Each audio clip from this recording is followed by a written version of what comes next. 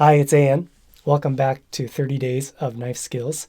This is day 3, and we have onions today.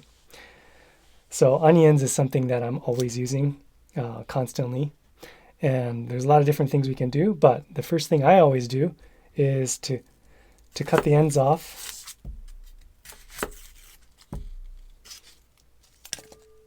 and then cut it in half to peel. That's my first step, no matter what I'm doing. Of course, you can peel it whole, but to me, it's just faster, and what I gain from doing this is definitely worth the fact that it's already cut in half like this. From here, we can do a lot of things. The simplest would be just slice. So the onion peels are going in this direction. So I do not slice this way. I always slice this way. I think that's among chefs that seems to be something that everybody does. I left a little bit of root just in case I wanted to do like a mincing. So this will actually hold it all together if we wanted to do that. But for now, I'll just do a slice. So here's about a 2 to 3 millimeter slice this way. So again, the onion was like this. Initially, I cut the ends off and then kept it in that same orientation and then went this way. So this to me is a much better way to cut it. It's more uniform, and I like how it keeps its shape, and I think it's a better way to go. So that's the slice. So just if I'm cooking onions, just sweating onions to start anything pretty much, I might just do that and throw them in a pan. Maybe like tonight I might be doing some fajitas, and if I'm going to be cooking at a very, very high heat, I'll go a little bit thicker, more like that, this kind of thickness. They'll be able to withstand more heat and not completely fall apart and melt. Or if we're going to do a kind of a rough dice, then I would normally put my hand over the top and do about a 1/4 inch or so, depending on the size. But if I'm thinking about doing like a medium-ish dice, then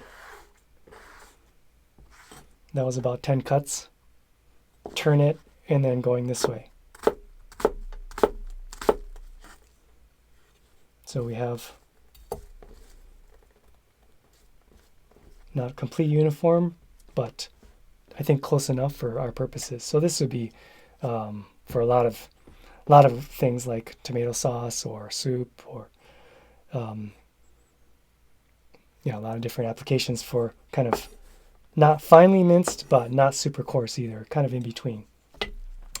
So a lot of people will also do this extra cut, this one, maybe do 2 or 3 and then do that. But I think to me that's not that necessary, and it's just more time that it takes to do that. So I often will not do that. If you are going to do that one, that's when keeping that bit of root attached. Some people leave the whole root on, but I find it too cumbersome to peel and kind of rip that part. So I think you can cut the root off and still keep this end part intact, so that if you wanted to do that, like this kind of thing, and this is one case where you do,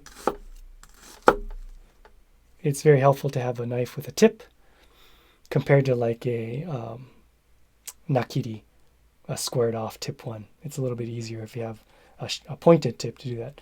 And then you put your hand this way, and then maybe do 2 or 3 this way, and then do the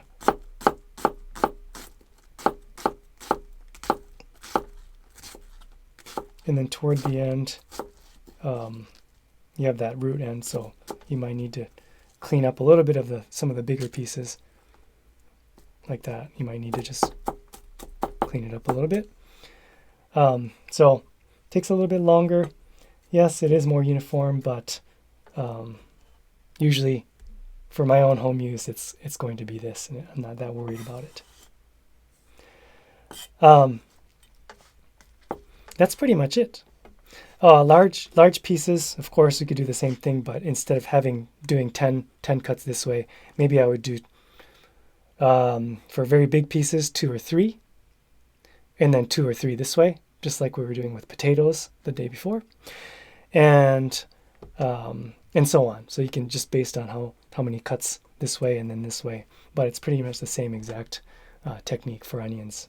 So I think that's pretty much it. The biggest trick, I think, is to, when you slice, just go in the direction that we were talking about earlier. So anyway, good luck with that. Let me know if you have any questions, and see you in the next one.